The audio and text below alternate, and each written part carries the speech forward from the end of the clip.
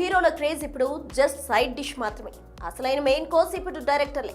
నాగ్ అశ్విన్ నుంచి బోయపాటి వరకు అందరూ బాక్స్ ఆఫీస్ దగ్గర బిగ్ బిజినెస్ చేయడానికి పక్కా స్కెచ్ వేశారు. వీరి లైనప్ చూస్తుంటే మైండ్ బ్లాక్ అవ్వాల్సిందే మరి. కానీ ఇక్కడ పాయింట్ ఏంటంటే వీళ్ళందరూ 2026-27లోనే దిగుతున్నారు. అంటే థియేటర్స్ దగ్గర వార్ మామూలుగా ఉండదు. మరి ఈ 4 పిల్లర్స్ లో ఎవరు ఏ సినిమాతో ఎలా అటాక్ చేయబోతున్నారు? Let's discuss.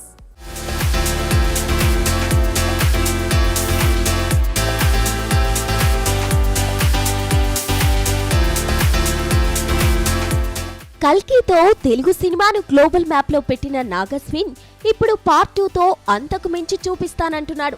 Hollywood standards okay, కానీ కల్కి యూనివర్స్ ను ఇంకాస్త డీప్ గా ఎక్స్ప్లోర్ చేయకుండా కేవలం విజువల్ ఎఫెక్ట్స్ తోనే ఆడియన్స్ ను మెప్పించాలంటే కష్టమే.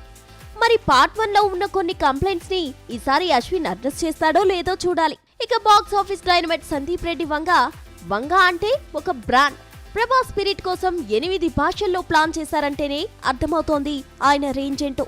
అయితే ఈయన సినిమాల్లో ఉంటే attitude and violence Prabhas class image ను దెబ్బతీస్తాయా, లేక ప్రభాస్ లోని కొత్త కోణాన్ని చూపిస్తాయా చూడాలి.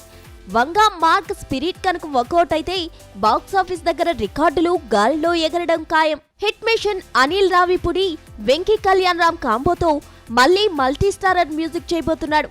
కానీ రావిపూడి ఇప్పుడు కూడా అదే రొటీన్ ఫ్రస్ట్రేషన్ కామెడీని, వింటేజ్ జోకుల్ని మళ్లీ వాడితే మాత్రం మొనాటిని కొట్టడం ఖాయం.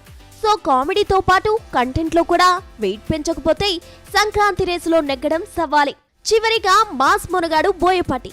అఖండ 2 తర్వాత బల్లాల దేవతో అంటే అది పక్కా హై వోల్టేజ్. మరి బోయపాటి తన రొటీన్ ఫార్ములాను వదిలి ఈసారి మేకింగ్ లో ఏమైనా కొత్తదనం చూపిస్తాడా, లేక మళ్ళీ అదే శైలిలో రక్తపాతం సృష్టిస్తాడా చూడాలి. ఫ్యాన్స్ కు ఇది కిక్కిచ్చిన కామన్ ఆడియన్స్ ను థియేటర్ కి రప్పించడం ఇప్పుడు బోయపాటి ముందున్న అతిపెద్ద సవాల్. మొత్తానికి 2026-27లో టాలీవుడ్ బాక్స్ ఆఫీస్ దగ్గర పెద్ద యుద్ధమే జరగబోతోంది. చూడాలి ఈ వార్లో ఎవరు విజయ పతాకం ఎగరేస్తారో.